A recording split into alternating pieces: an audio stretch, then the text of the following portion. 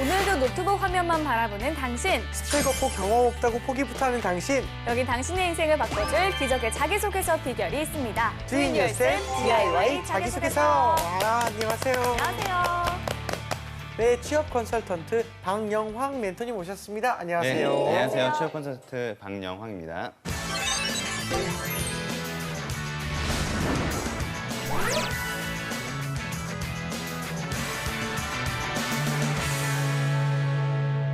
자, 오늘의 주인공은 어떤 분일까요? 오늘의 주인공, 너를 보여줘. 나왔습니다. 현대 엔지니어링 전기 설계 지원자네요. 그렇죠. 이 이공계 전공자들한테 현대 엔지니어링이 좀 인기가 많다고 하는데요. 그렇죠. 네, 그 이유가 뭘까요? 일단은 뭐 여기만 들어갈 수 있다면 영혼을 팔겠다라고 하는 친구들 굉장히 많거든요. 그렇죠. 유명하죠. 그러니까 뭐 플랜트 분야, 그러니까 약간 해외에서의 플랜트 전문가로서 성장하겠다라고 하면 현대 엔지니어링을 1순위로 뽑을 수밖에 없고요. 근데 그런 이유가 이제 연봉에 대한 부분인데 연봉은 어느 정도 받으면 좀 행복하다고 생각하시는지. 오, 7천만 원. 그러면 현대 엔지니어링 가면 행복해질 수 있습니다. 오. 네. 아, 그 정도 그러니까 뭐 높아요? 물론 신천만 원은 처음부터 딱 다 주는 건 아니지만 그렇겠지만. 기본급이 있고 거기에다 인센티브를 다 더한다면 당연히 7천만 원이 될 수 있고요. 그다음에 해외 파견 나가면 훨씬 더 많이 받는 구조가 될 수 있죠. 정말 영혼을 팔아 된다는 생각이 그렇죠. 들 정도네요, 진짜. 네. 네, 그리고 근데 또 현대 네. 엔지니어링 같은 경우가 그 현대차 그룹 안에 소속되어 있기 때문에 네. 그 각 건설 그 기업의 어떤 시너지를 잘 낼 수 있는 효과가 있고 그다음에 뭐 회사에 대한 분위기나 이런 것들도 굉장히 일반적인 엔지니어링 회사보다는 좀 더 자유스러운 분위기인데 단 한 가지 좀 흠이 있대요. 흠이 있다면. 어떤 거죠? 예를 들면 뭐 쉬는 시간이 딱 정해져 있다는 거. 자기가 쉬고 싶을 땐 못 쉬고 딱 그쵸. 그 쉬는 시간에 딱 정해서 쉬어야만 된다. 약간 그건 약간 그런 학교 부분이 같은 있긴 느낌이네요. 하더라고요. 네네. 아, 그렇군요. 알겠습니다. 근데 또 그것도 이제 분위기가 좀 좋다고는 하지만 네. 제가 듣기로는 그 연구직이나 설계직 이게 지방 근무 때문에 좀 힘들어한다 이런 얘기를 들은 것 같은데 현대 엔지니어링도 역시나 같은 경우를 좀 겪고 있을까요? 아무래도 이제 그 지방 근무는 어찌 보면 필수적으로 요구되는 것이긴 하거든요. 울산. 그렇죠. 울산이라기보다는 네. 본사는 안국역에 있습니다. 서울에서 그래요? 아주 분위기가 아주 네. 좋은 네. 곳에 위치했기 때문에 아. 그런 지리적인 위치 같은 것들은 굉장히 좋은데 본사 근무할 땐 좋아요. 그래서 네, 해외 파견이라든지 네. 아니면 지방 근무 가야 되면 그게 뭐 되게 오랫동안 있어야 되는 과정들이 있기 때문에 아마 네. 그런 부분이 조금 어려운 부분이 아닐까 생각합니다. 알겠습니다. 제가 알기로는 이 설비 생산 기술 분야에서는 네. 석박사를 좀 우대한다고 들었거든요. 네네. 이 현대 엔지니어링 전기 설계는 석박사를 많이 뽑나요? 아니면 좀 학부생을 많이 뽑나요? 뭐 석박사를 더 많이 뽑는다, 학부생을 많이 뽑는다 이런 것들이 뭐 이제 정해져 네. 있다기보다는 각자 개개인의 능력에 따라서 이제 뽑게 되는데 아무래도 석박사를 좀 우대하는 경우는 있습니다. 혹시 네. 존재하고 있고요. 그다음에 실제적으로 석박사를 취득한 지원자 한해서는 그걸 경력으로 인정해주기도 하거든요. 네. 네, 그런 면에서 아무래도 뭐 석박사 친구들이 조금이라도 좀 더 유리할 수밖에 없는 구조가 될 수 있겠죠. 아, 네. 알겠습니다. 자, 그러면 이제 오늘의 주인공의 프로필을 한번 살펴볼게요. 네. 자, 남성분이시고요. 네. 취미 특기가 없음으로 적었어요. 헛. 근데 이게 사실 설령 정말 없다고 하더라도 네. 뭐라도 좀 적는 게 좋지 않을까라는 그렇죠, 생각이 좀 이왕이면은, 드는데요. 네. 그리고 전공은 전자전기공학부. 2017년 2월 졸업 예정이고요. 네. 학점은 3.75점 준수합니다. 그리고 자격증은 전기기사, 전기산업기사를 보유하고 있고요. 네. 어학 점수는 토익이 865점, 오픽이 IH입니다. 네, 좋네요. 그리고 대내외 활동은요, 태양에너지 기자단을 22개월간 했고요. 스마트 그리드 소프트 파워 전문가를 6개월 했습니다. 경력으로는 L전자에서 CTO를 2개월 동안 에너지 프로젝트 어시스턴트로 활동을 했다고 합니다. 그렇군요. 일단은 이공계 학생치고는 학점도 높고 또 네. 토익이나 오픽도 좀 높은 편이고요. 자격증도 착실하게 취득했네요. 그러네요. 근데 경력 중에 이 L전자 CTO 2개월이 있는데 네. 이거는 뭔가요? 직급인가요? 이 부서 이름이고요. 부서 이름이군요. 다양한 CTO 부서가 있는데 여기서 이제 기술에 대한 어떤 선행 연구를 하는 부서고요. 거기서 제가 볼 때는 에너지 프로젝트에 대한 어시스턴트를 한 거니까 CTO 부서에서 하고 있는 네. 에너지 프로젝트 같은 데에서 약간 좀 사무적인 업무 보조라든지 자료 수집 같은 업무를 했던 것 같아요. 그렇다면 이제 이거 L전자 CTO 경력 굉장히 좋은 그런 약간 이득 아닙니까? 이점? 그렇죠. 아무래도 이제 플랜트가 에너지 발전 플랜트 쪽을 많이 하기 때문에 네네. 에너지 관련돼서 뭐 L전자에서 CTO 부서에서 있었다. 물론 이제 직접적인 업무를 한 건 아니겠지만 그렇겠지만. 아무래도 거기에 대한 어떤 어필할 수 있는 부분이 많이 있겠죠. 아, 네. 알겠습니다. 또 이외에도 멘토님이 눈여겨보신 부분이 있으신가요? 이제 플랜트 쪽이기 때문에 네. 아무래도 제가 본 거는 어학 점수였거든요. 그런 면에서 공대생들은 이제 플랜트 쪽에 간다라고 하면 언어적인 점수 좀 많이 획득하고 가는 게 되게 중요한데 네. 이 친구는 그런 면에서 뭐 오픽도 IH고 영어 점수도 공대생 치고는 굉장히 높은 편이라서 네. 그런 점은 아마 좀 유의 깊게 본 것 같습니다. 아, 그렇군요. 알겠습니다. 사실 전공 과목도 좀 착실히 입수를 했고, 네. 뭐 전공 관련한 경험도 굉장히 풍부한 오늘의 주인공인데요. 자기소개서가 무척 기대됩니다. 지금 바로 살펴볼게요.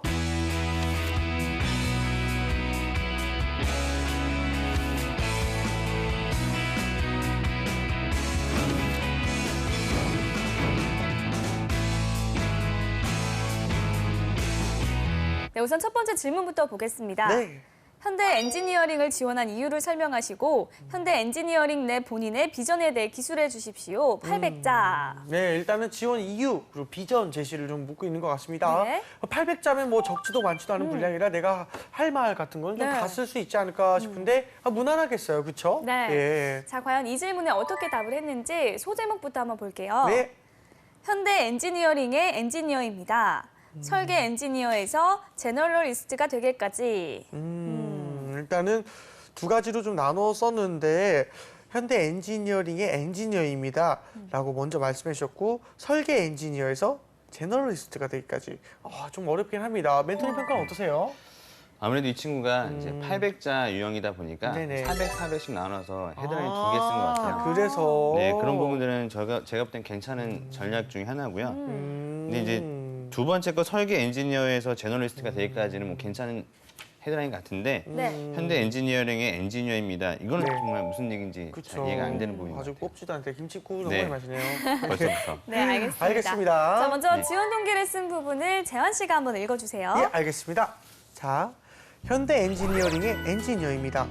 전문 역량을 발휘해서 결과물을 창출해야 한다는 직업관을 가진 저는 플랜트 엔지니어링 강의 중 다음과 같은 말을 들으며 전기 설계 엔지니어의 매력을 느꼈습니다. 그 말은 한 분야의 장인이 될 수 있고 설계한 결과물을 현장에서 직접 보며 보람을 얻을 수 있다였습니다. 현대 엔지니어링은 설계 분야 세계 26위뿐만 아니라 경기 침체 속에서도 공정 다변화를 통해 아시아 1위를 지키고 있습니다. 이러한 모습을 보며 한국을 대표하는 엔지니어링 기업의 전기 설계 엔지니어라는 자부심을 가질 수 있다고 생각하여 지원했습니다. 라고 보내주셨네요. 네, 일단은 좀 무난하게 쓴 것 같은데. 무난무난. 네, 멘토님은 어떻게 보셨나요? 네, 저도 무난하다고 생각을 하고 있고요. 네네네. 네, 근데 뭐 앞에 직업관을 쓴 부분이 있는데 네. 이 부분을 꼭 굳이 써야만 했을까라는 생각이 들기도 하고요. 그렇군요. 그래서 전문 역량을 발휘해서 결과물을 창출해야 한다는 직업관. 좀 이런 직업관을 가지기도 좀 애매한 부분인데 억지스럽게 좀 껴맞춘 것이 아닌가라는 어떤 생각이 좀 들기도 했었습니다. 네. 자, 공정 다변화 뭐 이런 말이 조금 어려운 것 같긴 한데 현장에서 직접 뛰고 이제 그 결과물을 느낄 수 있어서 뭐 좋았다 뭐 요 말이 핵심인 것 같아요. 네. 그럼 또 입사 후에 이제 비전 제시도 한번 알아봐야 될 텐데 네. 우리 보미 씨가 한번 읽어주세요. 알겠습니다. 설계 엔지니어에서 제너럴리스트가 되기까지. 전공 이론에 대해 어려움을 느낄 때 신항성 변전소와 아파트 전기 관리실 같은 전력 설비가 있는 곳을 찾았습니다. 저는 건설 현장이 설계 엔지니어에겐 배우고 성장할 수 있는 무대라고 생각합니다. 인턴 중 현대 엔지니어링의 삼척 그릴 파워 발전소와 같은 공사 현장을 견학하며 현업에 필요한 역량을 키우겠습니다. 현대 엔지니어링 매출의 60%가 해외이며 앞으로도 해외 수준은 더 확대될 것입니다. 설계 기술력 강화뿐만 아니라 어학 공부도 병행하여 비전 2020의 달성을 돕겠습니다. 무엇보다도 피드 자료와 라이센서를 지속해서 연구하여 기본 설계 역량을 키우겠습니다. 이는 현대 엔지니어링의 글로벌 탑 클래스로 성장할 수 있는 잠재력을 갖추게 할 것입니다. 최종적으로 시공, 구매 등의 타 부서까지 경험하여 제너럴리스트가 되겠습니다. 전문 엔지니어링 지식을 후배에게 전수하여 현대 엔지니어링의 지속 발전에 이바지하겠습니다.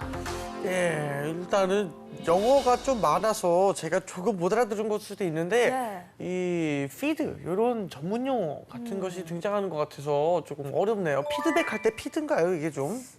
그렇진 이게 않죠. 엔지니어링 이제 설계, 그러니까 디자인에 대한 그 D가 디자인이거든요. 아. 그러니까 설계에 대한 어떤 기존의 자료인데 예를 들면 뭐 기본적인 설계뿐만 아니라 거기 안에 들어가는 비용이라든지 뭐 이런 부분들까지 다 추가해서 그 만드는 건데 그런 걸 피드 작업이라고 합니다. 어렵네요, 네. 확실히. 일단은 뭐 안 그래도 지원자가 좀 자기소개서 작성법에 궁금한 점을 적어서 보내기도 해요. 네. 함께 보시죠. 네. 자기소개서에서 쓰면 안 될 용어가 있습니까? 라고 보내주셨습니다. 네, 이런 질문도 사실 많이 들어오는 내용 중에 하나인데요. 멘토님 어떤 게 있을까요?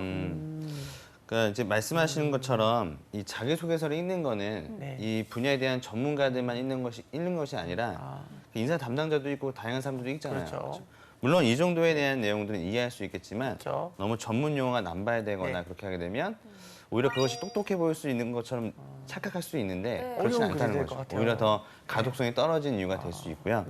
그다음에 뭐 약간 줄임말 같은 거 안 되죠. 예를 들면 고터에 있는 빠바에서 알바했다. 그럼 이런 표현들은 이제 당연히 안 되는 표현이죠. 근데 그렇죠. 가끔씩 그렇게 쓰는 친구도 네. 있습니다. 뭐 알바를 하면서 이렇게 그런 것들만 좀 조심하면 뭐 특별히 쓰면 안 된다라는 용어는 딱히 없다고 볼 수 있습니다. 네. 알겠습니다. 자, 그럼 우선 소재 선택부터 한번 살펴볼 건데요. 네. 변전소 방문과 그 아파트 전기 설비실 직접 돌아다니면서 이제 꿈을 키웠다고 적었는데요. 요거는 칭찬할 할 일이다. 충분히 그렇게 생각할 수 있을 것 같습니다. 네, 이 네. 비전 제시로는 설계 기술력을 강화하고 또 타 부서와 연계해서 전문가가 되겠다고 썼는데요. 네. 멘토님은 어떻게 보셨나요?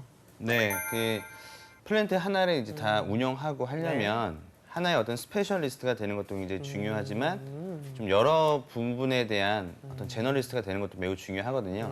그래서 전체적인 플랜트를 운영하고 관리할 수 있는 역량을 키워나가는 부분에 있어서는 이 친구가 이렇게 포부를 쓴 것 자체는 네, 괜찮은 어떤 방향성이었다고 생각하고 있습니다. 알겠습니다. 자, 사실 비전을 좀 제시하라고 했는데 글을 읽어보면 이제 계속 뭐 하겠습니다라고 적었어요. 네. 이렇게 좀 맞게 쓴 건가요? 네, 그렇죠. 뭘 하겠다, 비전 달성을 위해서 무엇을 하겠다라고 하는 어떤 계획을 적는 부분에서 맞는데요. 좀 비전이라고 하면 좀 커야 되잖아요, 그렇죠? 예. 약간 좀 더 해외 수주나 이런 것들이 60% 이상이라고 얘기하고 있으니까 해외에서 내가 어떠한 플랜트 기술 전문가로 성장했다라고 하는 좀 큰 비전을 세우고 그 비전을 달성하기 위해서 어떻게 노력하겠다라고 하는 구체적인 내용이 나오면 좋은데 네. 이 친구가 좀 약간 아쉬운 부분은 너무 다 따로따로 놀고 있다는 거죠. 포부들이 하나하나씩. 그래서 해외에 열심히 공부하겠다, 설계 잘하겠다 이렇게 얘기하고 있는데 이런 것들이 하나의 비전으로 좀 모아졌다면 얼마나 더 좋을까 뭐 이런 생각을 좀 해봤습니다. 네. 알겠습니다. 자, 그렇다면 글쓰기 부분에서 좀 수정해야 할 부분은 없을까요? 그냥 좀 뭐 시공이나 구매 등의 업무를 배우겠다라고 썼는데 솔직히 말해서 그냥 왜 배우는지에 대한 이유가 있어야 되거든요. 그렇죠. 그러니까 요즘에 뭐 EPC 전문 회사에서 디벨로퍼로 플랜트 사업이 변화되고 있으니까 거기에 맞춰서 해외 전문가, 플랜트 전문가로 성장하겠다. 뭐 이렇게 산업에 대한 이해가 있고 거기 안에 맞춰서 내가 어떤 포부를 가지고 있다라고 좀 디테일하게 썼으면 어땠을까라는 생각이 듭니다. 알겠습니다. 네, 알겠습니다. 자, 그렇다면 다음 항목도 보겠습니다. 네. 본인이 소속된 조직 혹은 개인의 성과를 위해서 다른 사람 혹은 다른 조직과 협력이 필요했던 상황에 대해 작성해 주십시오. 네. 또한 성공적 협력을 주도하기 위한 본인의 노력과 그 결과에 대해서도 작성해 주십시오. 800자. 와, 이거 현재 엔지니어링은 이제 질문 항목이 정말 깁니다. 네. 이 구체적으로 어떤 내용을 이게 쓰라고 지정해 준 거는 좀 까다롭게 보겠다, 약간 중요하게 보겠다 이런 뜻 같은데 맞을까요? 네. 네, 그러면 이 질문에는 어떻게 대답을 했는지 재환 씨가 한번 읽어주세요. 알겠습니다. 팀워크를 통해 일을 진행하려면 업무를 공유함과 동시에 상대방에 대한 이해와 배려가 필요합니다. 이러한 자세를 토대로 1년간 현장 취재를 하며 태양에너지 기자단이 앞으로 더욱 성장할 수 있도록 했습니다. 본인의 업무가 아닌 것을 해야 했던 20명의 단원은 취재에 대한 어려움과 과중한 업무로 인해 피로가 쌓이는 것을 느꼈습니다. 이를 개선하고자 저는 다음의 행동을 취했습니다. 첫 번째, 단원들에게 현장 취재에 대한 경험을 쌓게 해주고자 5팀의 TF를 편성했습니다. 두 번째, 매워 워크숍에서 현장 취재를 하며 겪을 수 있는 다양한 상황과 어려움을 공유했고 해결 방안을 함께 찾았습니다. 세 번째, 몇몇 단원에게 업무가 편중되는 현상이 있었는데 매주 회의를 통해 서로에 대한 상황을 이해하고 배려하여 업무 로드가 평준화되도록 도왔습니다. 이러한 과정을 통해 취재 업무에 대한 불만이 점차 누그러졌으며 단원들의 현장 업무에 대해 느끼는 거부감이 줄었습니다. 14년 6월부터 15년 4월까지 집중적인 현장 취재를 하면서 홈페이지 방문자 수가 100명에서 400명까지 증가했습니다. 이러한 배경으로 6월 동아리 리크루팅의 성공적인 결과를 만들어냈습니다. 이렇게 뭐 단계를 나타내면서 좀 네. 자세하게 적어준 것 같아요. 네. 그런데 좀 두 번째에서 다양한 상황과 어려움을 공유했고 해결 방안을 함께 찾았습니다. 네. 이 사례를 조금 더 확대해서 구체적으로 네. 어떤 에피소드가 있었는지를 전개해보는 것도 좋을 것 같다는 생각이 드는데 저도 그렇게 네, 생각하네요. 멘토님은 어떻게 보셨나요? 저는 이 항목을 보면서 네. 이 친구가 좀 항목을 좀 더 꼼꼼하게 읽어봤어야 된다라는 생각이 좀 들거든요. 네. 그러니까 무슨 얘기냐면 이거는 본인이 소속된 조직 혹은 개인의 성과를 위해서 네. 자기가 속해 있는 조직이 아니라 다른 사람에게 업무적인 협조를 구했거나 네. 아니면 도움을 구해서 일을 진행했던 경험입니다. 그러니까 이 친구는 지금 에너지 기자단 여기에서 일했던 경험에서 팀워크를 쓰고 있잖아요. 단순히 팀워크로 접근하는 게 아니라 나와는 좀 다른 분야의 사람들과 네. 같이 협업을 했던 경험으로 써야 된다는 거죠. 아무래도 질문과 이 소재가 맞지 않다고 말씀을 해주셨는데 네네. 그렇다면 어떻게 쓰는 게 좋을까요?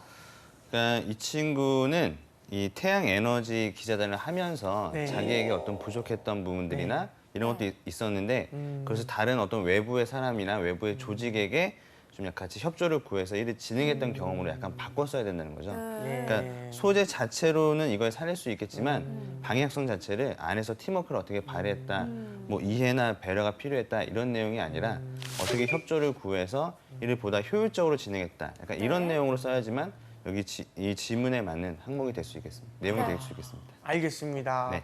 일단은 뭐 역시 전공이 그 전자전기공학부라 그런지 네. 글도 좀 순서를 정해서 썼어요. 오. 내용도 이게 1, 2, 세 번째 뭐 이렇게 나열을 해서 썼는데 네. 눈에 들어오기 좋은 것 같아요. 근데 조금 딱딱해 보이지 않나 약간 이런 생각이 드네요. 어떠실까요, 멘토님? 네. 저는 이렇게 쓰는 건 좀 나쁘지는 않다고 생각하거든요. 그쵸, 예, 네. 깔끔해 보이긴 왜냐면은 해요. 또 긴 글을 써야 되는데 자기가 보여주고자 했던 어떤 포인트가 바로 이 부분이기 때문에 자기 나름대로 이렇게 순서를 정해서 썼다고 생각을 해요. 그래서 저는 뭐 특히 글자 수가 길면 길수록 여러분들이 이런 어떤 첫째, 둘째, 셋째라는 표현을 넣어서 써주는 게 훨씬 더 보는 사람 입장에서는 가독성이 좋다고 생각을 하고 있습니다. 그렇군요. 네, 이렇게 해서 내용을 살펴봤는데요. 혹시 지원자의 프로필 중에서 이런 내용을 좀 썼으면 좋겠다 하는 부분이 있을까요?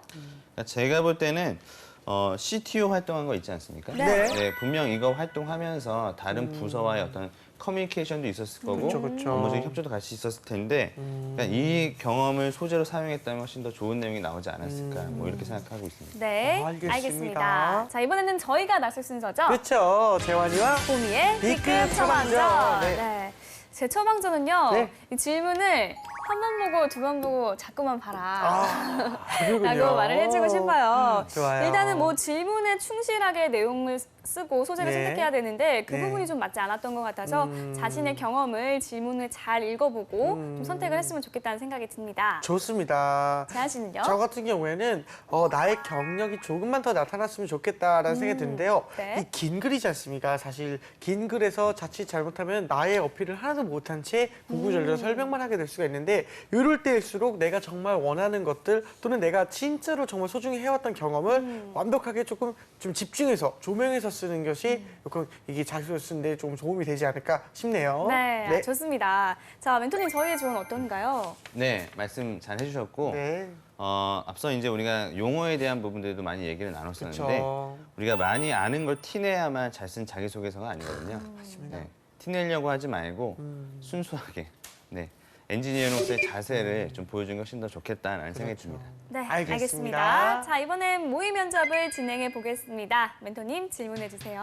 네, 자기소개서를 기반으로 해서 볼 때 본인 이제 앞으로 제너럴리스트가 된다고 했었는데 네네. 본인은 이 플랜트 업무, 특히 전기 설계 업무에 있어서 제너럴리스트가 더 중요하다고 생각하는지 아니면 스페셜리스트가 더 중요하다고 생각하는지 그것은 저의 생각에서는 제너럴리스트가 되는 것이 맞다고 생각했었습니다. 일단 엔지니어링이랑은 전반적인 기술을 모두 다 알고 있어야만 내가 하는 분야에 대해서 정확하게 표현할 수 있다고 생각했는데요. 사실 지금 현재 상황을 봤을 때 엔지니어링이라는 분야가 정말 세세하게 나눠져 있고 그 분야마다 스페셜리스트들이 따로 존재합니다. 역시 저도 그렇게 따로 존재에 대해 있어서 다 같이 모여져서 굉장한 시너지를 내는 상황이니까 스페셜리스트가 조금 더 저의 분야에 맞춰서 제가 그거에 대해서 연구를 좀 한 다음에 좀 더 집중적으로 공부를 하도록 하고 싶습니다. 네, 네, 잘 말씀하셨는데 다행이네요. 예. 앞서 이제 제가 말씀드렸던 것처럼 제너럴리스트적인 역량이 네. 있어야 된다고 얘기했기 때문에 뭐 제너럴리스트가 된다고 얘기하면 되는데요. 근데 하나하나의 어떤 그냥 얕은 어떤 분야에 대한 이해가 아니라 좀 네네. 더욱더 깊이 그렇죠. 스페셜리스트가 될 정도의 어떤 깊이 있는 공부들을 통해서 모든 것들을 다 스페셜리스트처럼 맞아요. 할 수 있는 그런 제너리스트가 되겠다. 네. 그러니까 이런 방향으로 얘기하시는 것도 괜찮을 것 같아요. 아, 그렇죠. 네. 이 사실은 제가 근데 직업적으로 말씀을 드린 건데 어느 분야든 그 디테일이 있지 않습니까? 이 작곡가야말로 그 제너럴리스트예요. 사실은 스페셜리스트가 아니라 왜냐면 다 악기를 다 다룰 수 없어요. 뭐 기타도 있고 베이스도 있고 드럼도 있고 너무 많은 악기가 있는데 사실 다룰 수는 없지만 그걸 연주 방법을 알고 있어야 되거든요. 그러니까는 뭐 다 잘할 수는 없겠지만 그렇게 전반적인 상황 돌아가는 거 알고 있는 게 굉장히 중요한 거긴 한데 네네. 이 친구도 약간 그런 관점에서 쓴 게 아닐까 싶네요. 네. 그렇죠. 네네. 그래서 뭔가 좀 하나의 음악이 완성되기 위해서는 여러 가지 악기들이 다 조화가 돼야 되는 맞습니다. 것처럼 네네. 이 친구들도 하나의 플랜트를 전체적으로 운영하기 위해서는 전기뿐만 아니라 다양한 어떤 기계적인 장치에 대해서도 이해가 좀 필요하다고 볼 수 있죠. 맞습니다. 그렇습니다. 네. 자, 그러면 두 번째 질문 해주세요. 네. 자, 영어 공부를 한다고 했는데 앞으로 이제 해외 입사하게 되면 해외에 많이 파견을 간다. 그럼 해외 파견 가는 거에 대해서는 부담이 없는지. 만약에 해외 파견을 자주 나가야 되는데 그런 상황에서 만약에 남자친구가 가는 것을 반대하고 있는 상황이라면 어떻게 하실 건가요? 반대하고 있는 상황이라면요. 일단은 사실 저는 해외에서 근무를 해보는 게 제 오래된 꿈이었습니다. 이 사실을 사실은 남자친구도 알고 있고 이 부분에 대해서 오랫동안 얘기를 하고 있지만 사실 아직까지 조율이 되지는 않은 상황이긴 합니다. 계속 잘 설득해 볼 수밖에 없는 상황인 것 같습니다. 그리고 더 이상 뭐 이렇게 한국에서만 얽매여 일을 한다기보다는 좀 더 넓은 시각으로 전 세계를 무대로 일을 해보는 거 얼마나 멋지지 않습니까? 그래서 꼭 남자친구를 잘 설득을 하겠습니다. 네. 잘 말씀하셨어요. 아, 예, 예. 네네. 어쨌든 가긴 가야 돼요. 네, 안 갈 수가 없고 뭐 여러 가지 사정들 때문에 내가 뒤로 미룰 수 없는 상황들도 있을 수 있거든요.